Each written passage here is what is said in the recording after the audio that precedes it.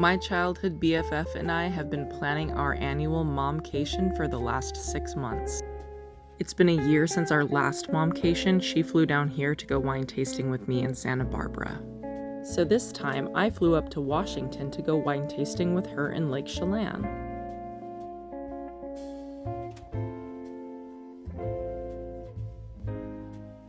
To be honest, I didn't know just how badly I needed this vacation. I hadn't been to Washington since my mother passed away.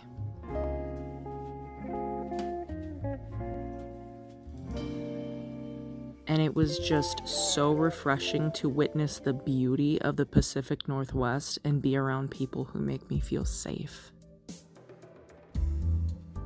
As you can probably tell, I am back home and trying to get more done in Thora's big girl room. With my recent travels fresh in my mind, I can't help picturing the day we can finally leave California for a place with more green scenery.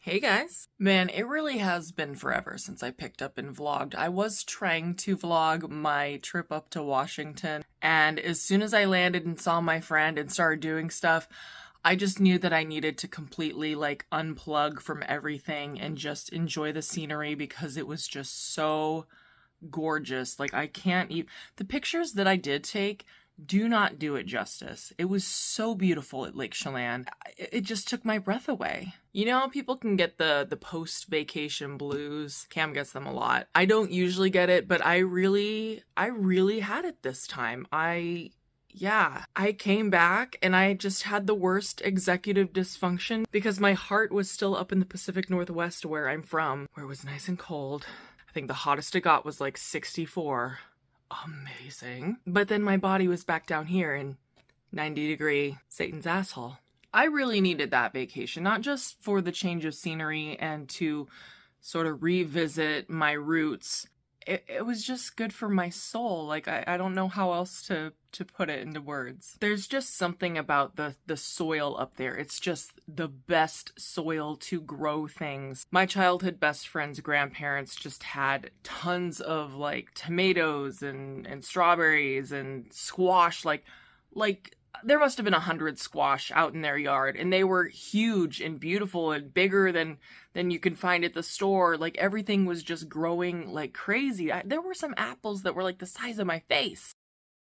And I remember when we grew up in the farm town, we had produce like that in our gardens, and it just doesn't happen down here in Southern California. You're lucky if you get some little small mini tomatoes. It was just astounding how beautiful the crops were up there, and just the rolling hills, just the greenery. I miss it so much. And I came back here where it's all dry and deserty and stuff doesn't grow very well. And it wasn't just that, it was my best friend's family. We stayed with them, and they were just, it was I always remembered them. I remember thinking to myself as a child that, oh, these are my other parents. And they were just so kind and accommodating. I really do love them. They have always made me feel so welcome, no matter what. And it was refreshing to be around, I don't want to say normal, because, what is normal? But, it was refreshing to be around people that were not unhealed, if that makes sense. I think in a lot of ways, Kameron and I feel like we're on an island. And I've touched on it before, where it's when you grow up with unhealed people, and I hate using the word toxicity, but toxicity, and you're trying to better yourself and move away from that, and you're working on healing yourself, it often feels like you're on an island, because when you start recognizing patterns of abuse, toxic behaviors, and you don't want that in your life, because they say that you are the sum of the 5 people you spend the most time with, we kind of feel like an island because we don't want that, It was just super refreshing to be around a group of people that that we're not unhealed. And just the relaxation that comes with that, the not walking on eggshells that comes with that, fuck. Like before I went home, I sobbed in their bathroom, and I was telling my best friend everything that I just told you guys. I was like, it's unreal how good it felt to be around people that were normal, you know? And she was like, it gives you hope, doesn't it? And I'm like, yeah, it really does. We were talking about it, and I was like, I just want to move back to Washington or like somewhere in the Pacific Northwest, Idaho, I don't know, and just be closer to you guys because you guys don't suck. You know? She was laughing. She's like, hey, if you buy some land in Idaho, we'll come in and like build a house, and we'll have our own compound, and our kids can run wild, and we can, you know, grow our own food. She's a nurse, so she's like, I don't practice bedside anymore, but I will for our compound. It's like, done, let's do it. She has another friend from nursing school that left the trade and just became a homesteader. I think in Eastern Washington, yeah, close to like Spokane or something. Yeah, she just became a homesteader, and she has all sorts of animals. And I would love to go back and meet her friend and see her setup and everything, because she's in her late 30s like us, and she's doing it. I would love to pick her brain, you know, because that's something I really want for us. I want to get out of feeling like we're packed in like sardines. I mean, we definitely have more space, and I'm definitely grateful for being able to get out of LA and to get over to where we are in the Inland Empire. I'm grateful for that, but it's just not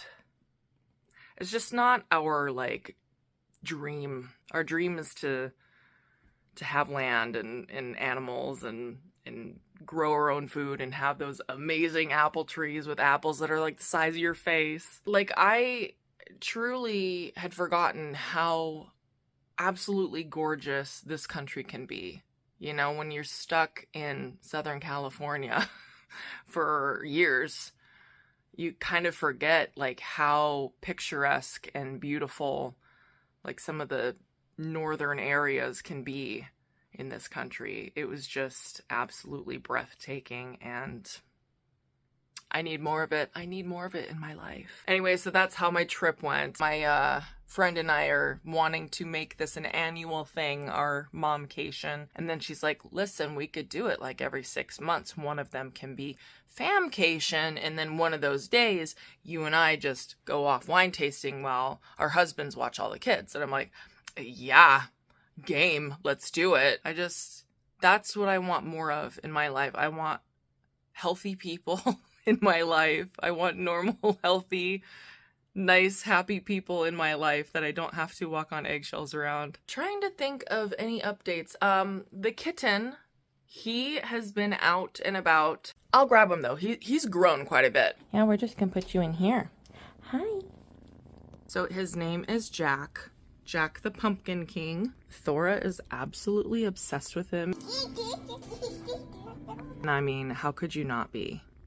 Look at this guy. He is grown quite a bit, and he's just the happiest, most playful little guy.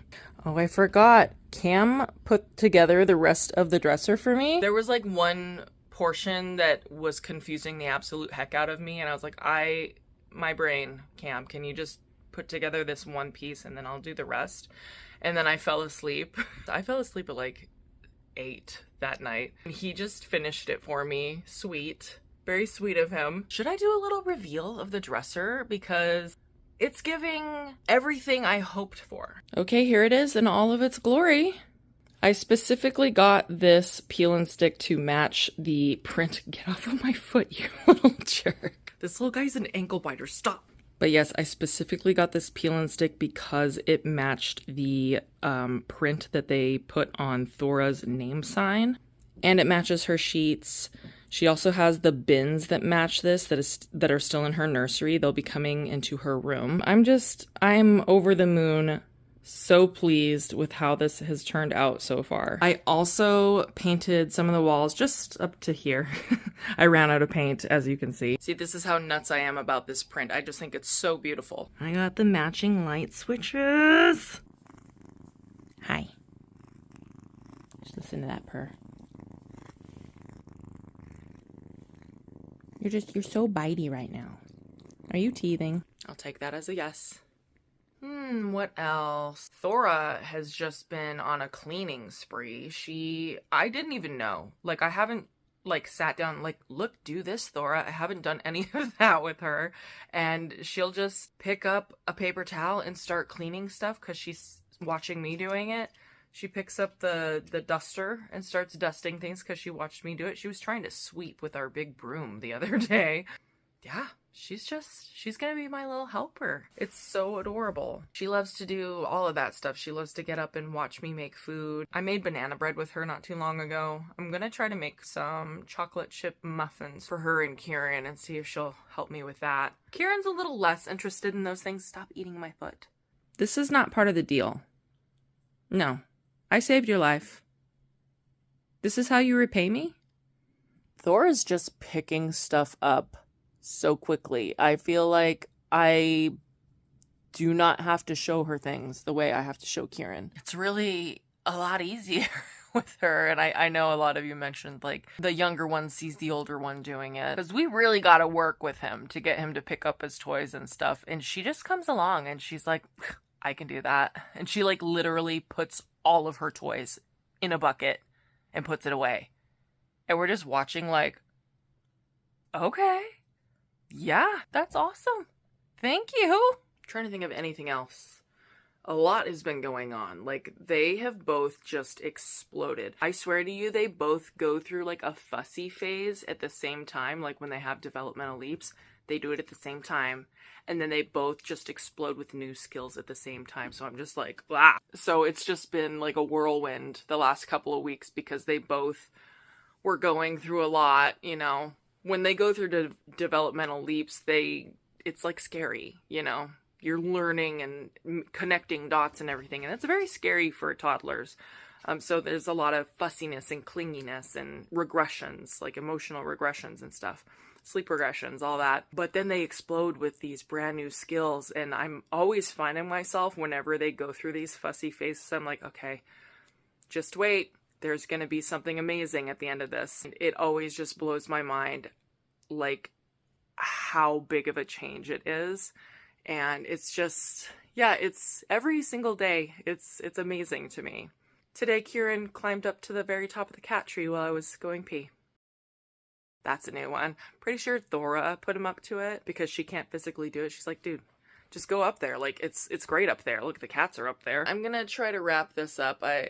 You know, a lot's been going on. I don't want to make this vlog like 20 minutes long. I'm hoping to pick back up my frequency from before. I'm going to be making Thora and Kameron's Halloween costumes, and that's coming up fast. So we need to do that. So I'll do a vlog, like, you know, doing the sewing and everything for that. I also have a Halloween shirt or a fall pumpkin shirt that I want to make for Thora. And we gotta start talking Christmas. I got a bunch of Christmas crafts that I want to do. Then, of course, the rest of this beautiful room. But yeah, I don't want to keep you guys too long. Plus, I also have to go steam clean the carpets. It's been a while and it's starting to bug me. So I'm going to go clean the carpets right now. But I am hoping to have another vlog out to you guys by Friday. I'll talk to you again soon. Bye.